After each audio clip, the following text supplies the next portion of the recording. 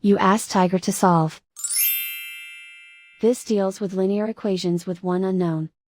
The final result is x equals 27 over 4. Let's solve it step by step. Simplify the expression. Swap sides. Isolate the x.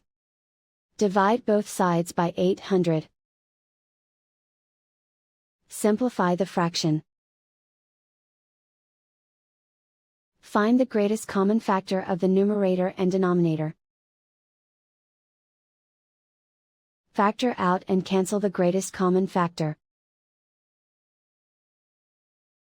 And so the final result is x equals 27 over 4.